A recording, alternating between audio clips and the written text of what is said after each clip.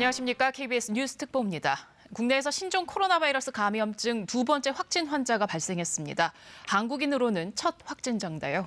중국 우한에서 국내로 입국한 50대 남성입니다. 잠시 후 이 두 번째 확진 환자의 상태와 접촉자 등 역학조사 결과에 대해서 질병관리본부에서 브리핑이 열릴 예정인데요. 시작하는 대로 현장 연결해서 정은경 질병관리본부장의 브리핑 듣도록 하겠습니다. 자, 지금 스튜디오에 이충원 의학전문기자 나와 있는데요. 자세한 이야기 나눠보도록 하겠습니다. 이 기자, 네. 자 먼저 오늘 발생한 두 번째 확진 환자에 대해서 어떤 환자인지 설명을 좀 해주시죠. 네, 말씀하신 대로 55세 남성이고 우한에 근무를 하던 분이라고 합니다. 네. 2주 전부터 시작된 목감기 증상 때문에 현지 병원을 19일에 방문했다고 지금 전해지고 있고요. 그제 저녁이죠. 22일 김포공항을 통해서 입국하는 과정에서 발열 감시 카메라에 적발이 됐습니다. 물론 네. 이분은 자기 그 검역소에 발열이 있다고 이렇게 체크를 했다고 합니다. 네.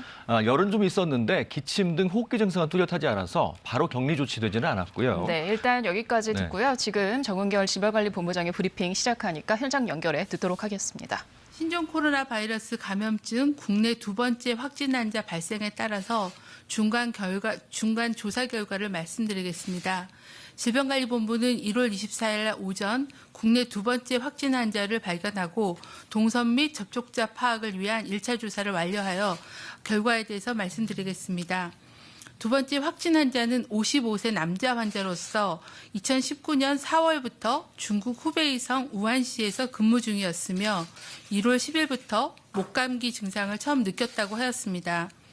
이후 몸살 등의 증상이 심해져 1월 19일 현지 의료기관을 방문하였으나 당시 체온은 정상이었고 1월 22일 중국 우한을 떠나 상하이를 거쳐 김포공항을 통해 입국하였습니다. 입국 편명은 자료로 가름하겠습니다. 입국 당시에 검역 과정에서 발열 감시 카메라상 발열 증상이 확인되어 건강 상태 질문서를 진구하고 검역 조사를 실시한 결과 37.8도의 발열과 인후통이 있었으며 기침 등의 호흡기 증상은 없어 능동 감시 대상자로 분류하고 환자에게는 증상 변화 시 즉시 신고하도록 신고를 안내하고 관할 보건소에 명단을 통보하였습니다. 환자는 공항에서 택시를 이용해 자택으로 이동하였고 이후 자택에서만 머물렀습니다. 1월 23일 인후통이 심해져서 관할 보건소에 진료를 요청하여 보건소에 설치되어 있는 선별진료소에서 진료를 받았습니다. 보건소에서 실시한 흉부 X선 검사에서 기관지염 소견이 확인되어 질병관리본부 중앙역학조사관이 조사 대상 유증상자로 분류하고 신종 코로나 바이러스 검사를 실시하였습니다. 검사를 실시한 결과 오늘 오전 두 번째 환자로 확진이 되었습니다. 환자는 현재 역학조사가 진행 중에 있으며 우한시에 머무는 도중에 화난 해남을 시장에 방문한 적은 없었으나 같이 근무하는 동료, 현지 중국인 직원이 많았다고 합니다. 감기 증상이 있는 환자가 있었다고 하여 현지에 파견 나가 있는 질병관리본부 역학조사관이 역학조사를 추가로 진행을 할 예정입니다. 현재까지 접촉자 조사를 한 결과를 말씀드리겠습니다. 확인된 접촉자는 총 69명으로 증상 유무 등을 추가 조사 중이며 증상 유무와 관계없이 관할 보건소에 통보해서 14일간 능동 감시를 진행할 예정입니다.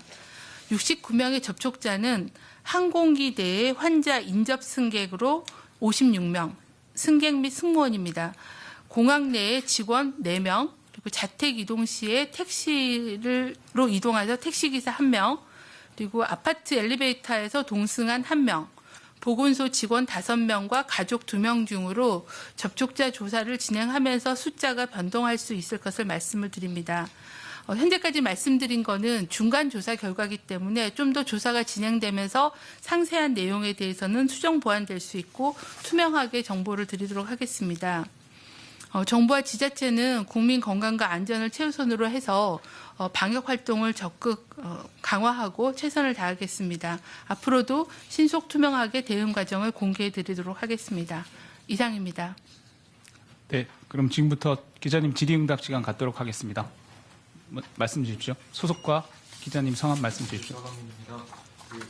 지금 환자가 폐렴 증상 같은 건 이제 당시 능동으로 확인됐을 때는 없었던 건데 그러면 지금 환자 상태는 뭐 폐렴이나 뭐 기관지염이 어느 정도 진행됐는지 지금 환자 상태 어떤지 좀 설명을 해주시면 감사하겠습니다. 지금 환자는 그 국가지정 격리병상으로 이송이 돼서 입원 치료를 받고 계시고요. 어저께 보건소에서 찍은 흉부 방사선 소견이 기관지염이 있다고 하여 아마 이제 폐렴과의 관련성이나 이런 건 오늘 입원해서 다시 한번 검사를 해봐야 알 것 같고요. 환자는 여전히 인후통이나 다른 그 증상들을 호소하고 계셔서 대증 치료를 할 걸로 판단하고 있습니다. 네. 환자는 안정적인 상태입니다. 하지만 아시다시피 이제 신종 코로나 바이러스 감염증이 시간이 지나면서 임상 증상이 변동 가능하기 때문에 그런 부분들은 추후에 또 말씀드리도록 하겠습니다. 변동 사항이 생기면은. 네, 지금까지 질병관리본부의 브리핑 들으셨는데요. 자, 이충원 의학전문 기자와 함께 좀 더 얘기 나눠보도록 하겠습니다. 자, 먼저 방금 들었던 브리핑 내용을 다시 한번 좀 짚어볼까요? 네, 이 55세 남성의 상태하고 접촉자 수를 밝혔습니다. 제일 중요한 게 접촉자잖아요. 네. 환자는 어제 그 능동감시, 환자는 그 공항에서 그제 입국을 했죠. 능동감시 대상자로 일단 선정이 됐지만 격리 치료는 받지 않았고요. 택시를 타고 자택으로 이동을 했고 네. 그 이후 자택에서 나오지는 않았다고 지금 설명을 했습니다. 네. 그래서 총 접촉자가 69명으로 현재까지 파악이 돼 있는 상황이고요.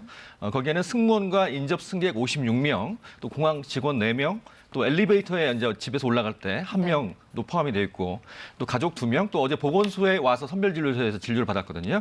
그 4명이 포함돼서 56명입니다. 아니, 총 69명입니다. 모두 네네. 69명입니다. 네. 환자의 상태는 비교적 안정적이라고 알려져 있는데 조금 걸리는 게 이제 엑스레이를 어제 보건소에서 찍었는데 네.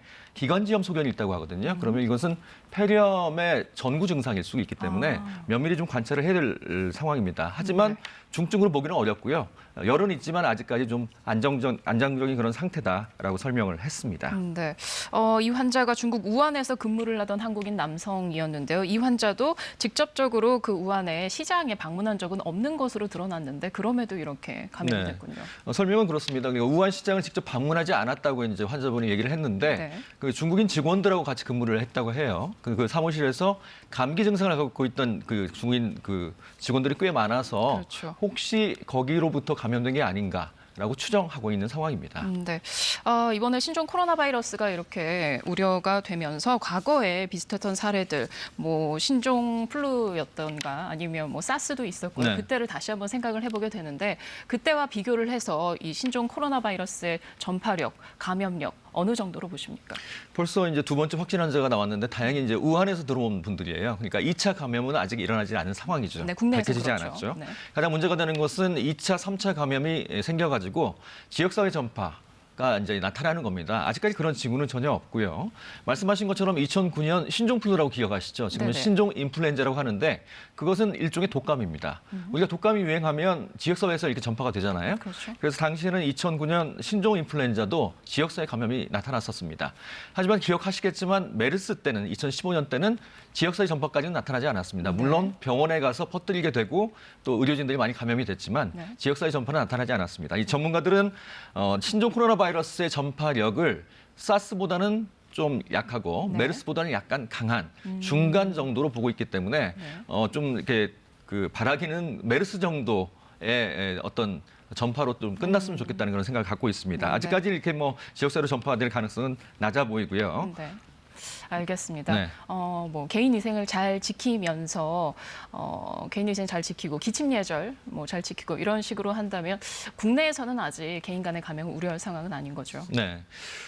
가장 중요한 게 손 씻기입니다. 30초 정도 흐르는 물에만 씻어도 이 손에 있는 병균 70% 이상 제거가 가능하거든요. 그래서 자주 손을 씻으시고 또 우한을 다녀온 사람 가운데 이제 뭐 증상이 나타난다, 자기가 의심이 된다 그러면 바로 병원에 가면 안 됩니다. 반드시 보건소나 질병관리본부 1339 콜센터에 전화를 걸어서 일단 신고를 하고 안내를 받아야 합니다.